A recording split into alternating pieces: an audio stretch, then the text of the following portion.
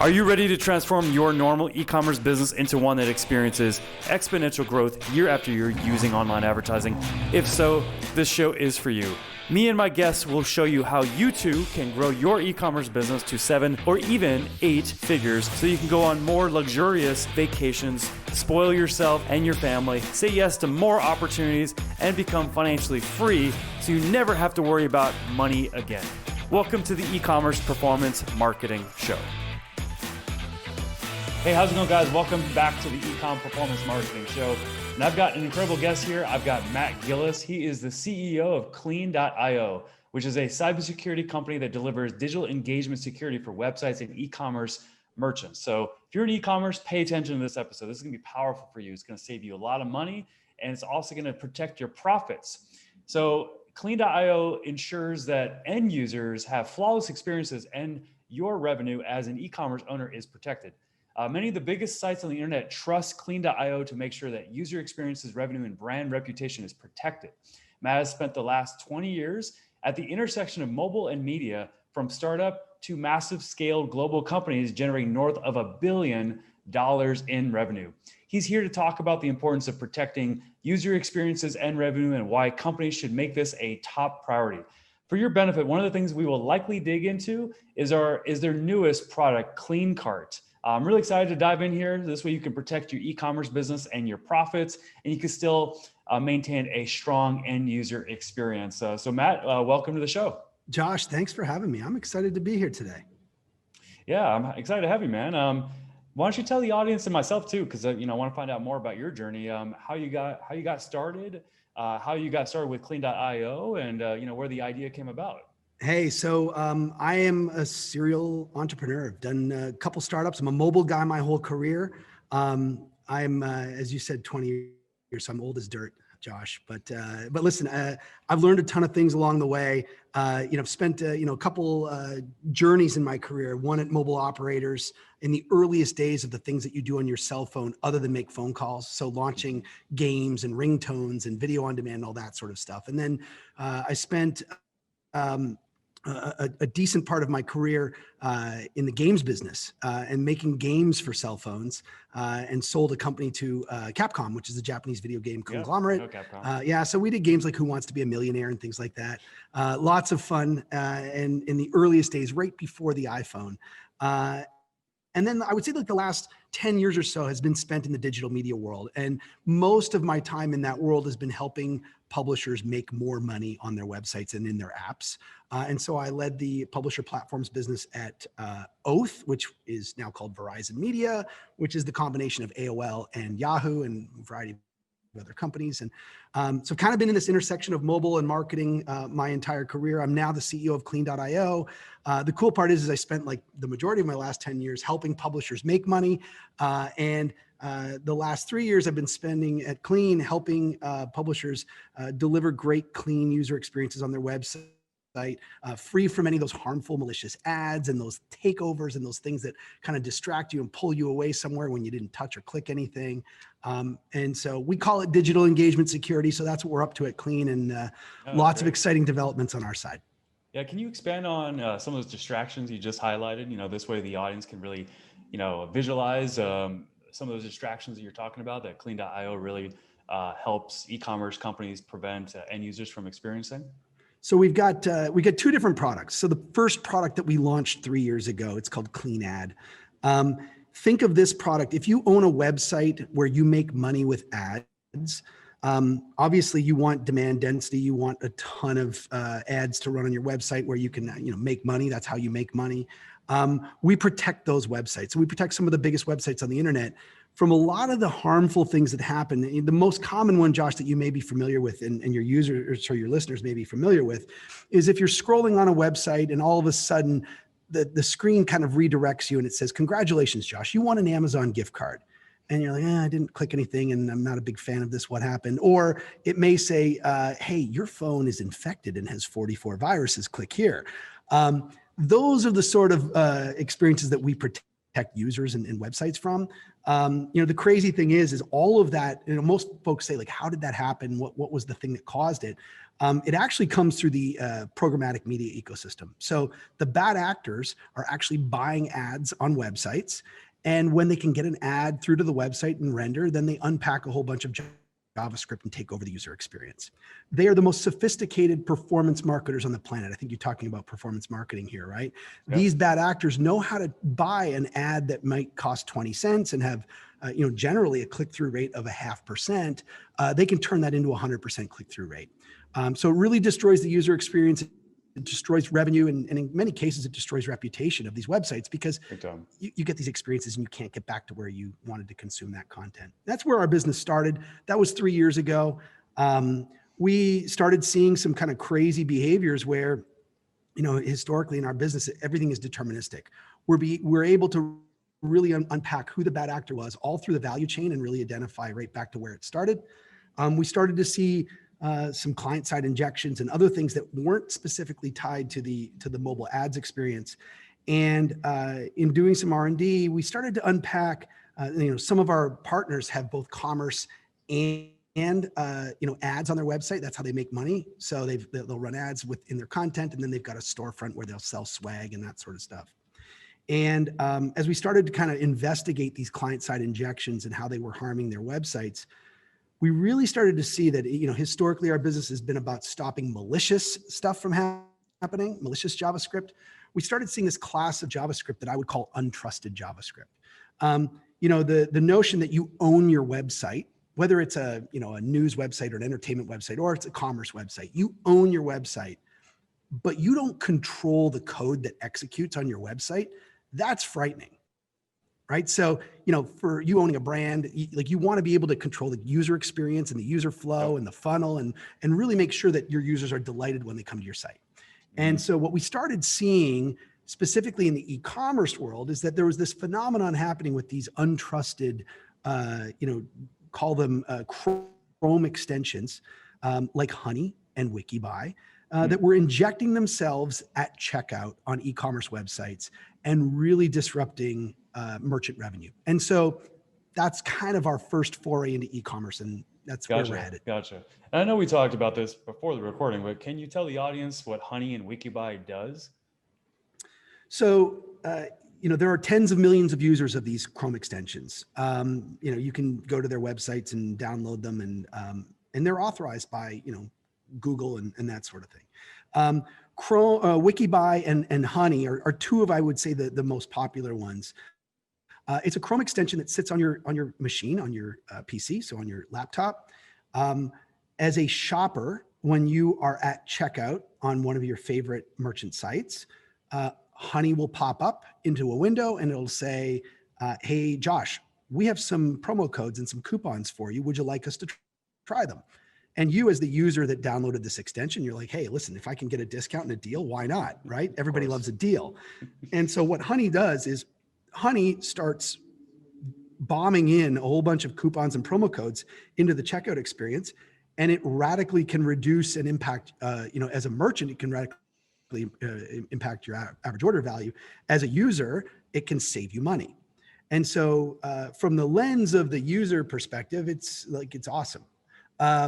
From the lens of the merchant, I think every merchant desires to have effective marketing programs where they're driving net incremental sales. Like that to me is every marketer's goal and dream, which is, and you wrote the book on this multiple times, like how do I advertise and drive engagement and drive, either clicks or conversions or whatever it is through the funnel, whatever you're trying to achieve.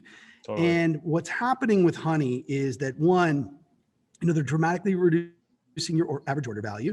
Two, they're likely helping you incur more affiliate fees.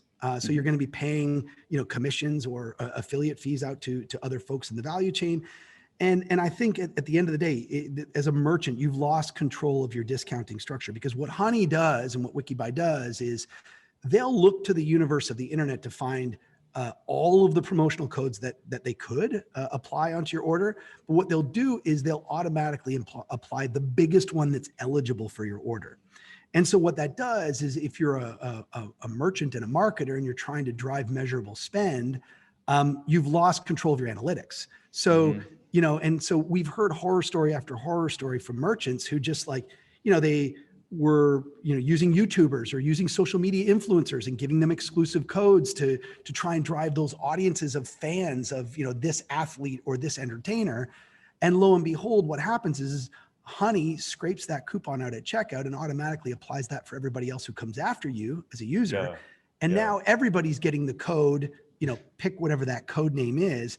And so like, it's just kind of like, it's really, I think it's a marketer's worst nightmare. And so yeah, it's a pretty big unsolved problem. And we, I would say, we kind of stumbled into it, and it's exciting because we really are just in the early innings of how big this can be. Like Honey was acquired by PayPal for $4.5 billion. WikiBuy was acquired by Capital One.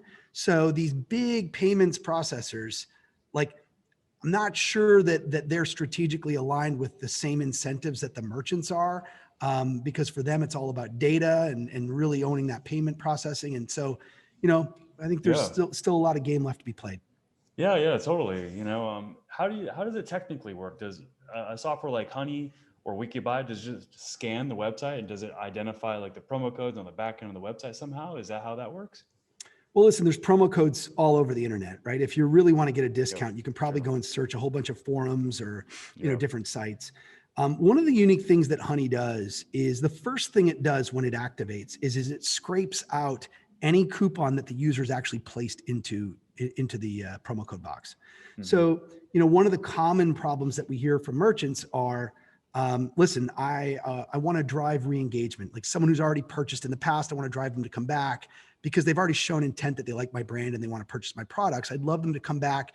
And for them coming back, I want to give them a 25% discount to use the code return 25. Mm-hmm. Well, if the merchant sent me that coupon and I threw some things into the cart and I went to checkout and I have Honey on my machine, before Honey runs, if I punch in return 25 and it says, it's a valid code and it takes 25% off my order, the first thing Honey does when it launches is it scrapes that code out and makes that code available for everybody who comes after me. So there's really not this notion of like, you can use a code and hopefully everyone's acting in, good behavior and in everyone's best interest. So, it's kind of driven chaos into what I would say the promo code and discounting ring.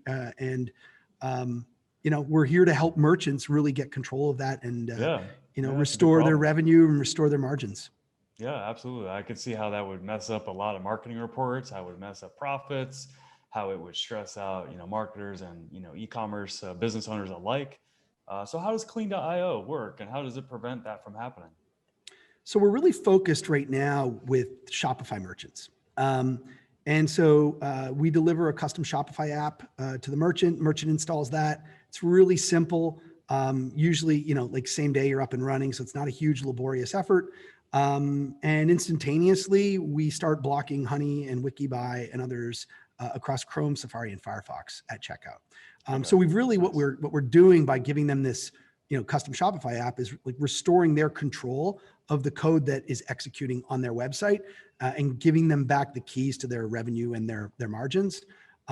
So super simple, super effective. And listen, we think that merchants need to be able to execute discounting strategies. We just think that, what these automation tools are doing is just not the right intent of what discounts are meant for. Like, some of the stuff I've seen, I always, tell people, like, let's not forget you and I are consumers as well. Right. So, we have this software, we go through the purchasing experience. I buy stuff every day online. So I have Honey on my machine for research purposes. And so I'll go in there and be on a site and Honey will pop up and Honey will add the coupon like first responder 20 at checkout. And like, we all know that I am not a first responder, or I've seen like active military 30 or like just, codes like that where like everyone's trying to take care of the right people and they just get in the wrong hands. And so, there's so many ways that discounting and promo codes can go wrong that we want to give them the keys to do it right. Yeah, absolutely. So how can you give those keys to someone? How can someone take advantage of Clean.io and actually add it to their Shopify site if they're using Shopify? Like what are so for anybody who's interested, we got a wait list going right now. So like we're in closed beta right now. We've got 25 merchants using our software, all having, I would say, solid results in these early stages. If you go to blockcouponextensions.com, you can read all about the product. The product is called 𝐶leanCart. So tons of information there. I would say sign up for the wait list. We'll get back to you and we'll figure out how we get you onboarded and help get you, the keys back for your kingdom. Okay. Awesome. Well, guys, you're hearing like what this can do to your e-commerce business. So you need to jump on this right away if you're hearing this or you're watching this. So go to blockcouponextensions.com and get on that wait list right away. Okay. So I'm going to ask you another question here, Matt. And I want to be very, very respectful of your time. So, we won't have much time left to go, just, All good. And I'm changing this question a little bit because I typically, have had a lot of e-commerce business owners and you're running a software company that helps e-commerce businesses. So I'm going to change this up because you're a serial entrepreneur. You've had, many successes, which I'd love to hear more about that Capcom success, when you sold your games to Capcom, because I'm a kind of an 80s gamer basically, because Nice. I grew up playing Mega Man and Street Fighter and all those. I love it. But anyway, I'm going to ask you basically like with your, serial entrepreneur background, what has been maybe some of the tips or strategies, that you can pass on to, the audience here that they can apply towards their own entrepreneur journey that's going to help them, be able to navigate the waters more successfully, and it's going to help them leapfrog, the process of success. What are some tips and strategies and wisdom you could pass on right now? Yeah, listen, I'm a big fan of taking smart risks. Like calculated risks. You got to take risks. I'm a big fan of failing fast, recognizing, and by the way, a lot of great can come from failing, right? Because hopefully if you learn, you don't make those same mistakes again. But I do truly believe in failing fast. One of the mantras that I have here, and I've had kind of at my last many gigs, is this mantra of what gets measured gets managed. And I think that really applies into e-com, especially like when I talk to merchants and I'll ask them, hey, you partner with this affiliate company, or you partner with that company, or you partnering with this company. Like, how do you determine incrementality? How do you really understand like that by spending X, it delivered Y, and you can quantify that? And so I believe in living in the data, and what gets measured gets managed. And, if you see something wacky, it's probably wacky. You should just ask a lot of questions. Okay. Yeah, that's good. That's great advice. Well, thanks, Matt. Okay. So for this last part of the episode today, I'm going to go into a bonus round here, and this is going to be a fun way to kind of wrap up the show and leave people with some actions they can take, so this way they can protect their e-commerce sites. So I'm going to ask you 4 different questions, and each of these questions you have to answer with only one word. That's the challenge. Okay. You ready? One word. Yep, As you can tell, I'm not a man of one word, but I'll try. Awesome. All right. So what caused your biggest entrepreneur success to date? Empathy. Empathy. Ooh, okay. Can you expand on that? Why did that word come, out? I think, when you look at the areas and, just, are you talking like my business at Clean, but in my career, I think empathy is one of those qualities that allows you to put yourself in the other person's shoes and really understand. And I've worked on both sides of the ecosystem so many times. And I think one of the things that actually is the secret to our success is we have empathy for our customers, specifically at Clean, in kind of, we serve publishers and platforms, and that's where I used to work, and many folks here used to work there. But I think that's kind of all through my career. It's been, when you have empathy, I think it really allows you to go and solve the problems that need to be solved. Yeah. Okay. Yeah, absolutely. That's great. Great advice. Speaking of advice, you just gave some advice. Maybe you can give some more. What advice do you have for other entrepreneurs and e-com business owners? Does it have to be one word? It has to be one word. It has to be one word. Yep. I would say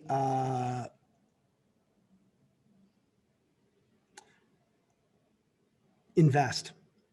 Invest. Okay. Yeah. Yeah. It's a long game, right? I think it's, the overnight success. There's no silver bullet. It takes time. So I would say like make that investment of time and money to see it through. No, absolutely. No, that's good advice. I mean, you definitely have to take some calculated risk with your investments when it comes to your capital, and you definitely have to put the time in investment wise to get your business, and your success to where you want it to be. Absolutely. How would you describe yourself? Extrovert. Okay. And what do you see in your future? Love. Okay. All right. Awesome. Customer love, people love everywhere. Yeah. Gotcha. All right. Yeah. Peace and love. Sounds good. Peace and love. Peace and love. Hey, we're all connected. We're all part of the same universe. You know? I think so. That's great. That's great. Awesome. Well, hey, Matt, I appreciate you being on the show. This has been great. And, you're really looking out for a lot of e-commerce businesses right now with your mission and what you're doing with Clean.io. Can you let the audience know where they can follow you, find out more about you, and also check out Clean.io? This way they can get on that waiting list and get that applied to their Shopify stores? Yeah, you're spot on. So yeah, head to Clean.io. You can find us there. I'm on LinkedIn. Hit me on LinkedIn. I think my handle is Gillis USA. I'm Canadian, so I had to say I'm Gillis USA. But yeah, you can find me, Matt Gillis, on there, matt@clean.io. Reach out. We're here to help. And we realize that this is a complex problem. We're in the early innings of this game. I think it's impacting, Honey impacts 40,000 merchants right now. So we know that this is scaling. We know that it's getting bigger. You can look online just to see that Honey is spending a ton of money to acquire new users. And they spent $4.5 billion on this company from PayPal. So that this problem is only going to get bigger. But we're here to help you try and understand the size of the problem, the magnitude of the problem, give you some analytics to really wrap your head around it. We're here to help. Would love to see every merchant get control of their websites back because they deserve it. Big time. I mean, protect your profits, protect your efforts. You work your butt off in your e-commerce business. You need to go take advantage of Clean.io and go to blockcouponextensions.com. Get on that waiting list right away. Well, Matt, hey, thank you so much for being on the show. Thanks for looking out for us here in 2021. And, and I really appreciate, you being on the show. This has been a great episode. Josh, let's get on and play some Street Fighter or something. You want to do it? Yeah, it sounds great, man. We'll hit up some classic games here. We'll do some Super Street Fighter 2 Turbo or something. Maybe Commando, maybe 1942. I don't know if we'll have time. Ooh, Commando. That's a classic right there. There you are. Wasn't Contra underneath Capcom too? No. That's Konami. I think that's Konami. Yeah. Yeah. Okay. All those old classics. All right. Well, listen, man. Josh, thanks for having me. Okay. Yeah. Thanks for being on, Matt. All right. Take care, bud. You too. Cheers. All right. Bye.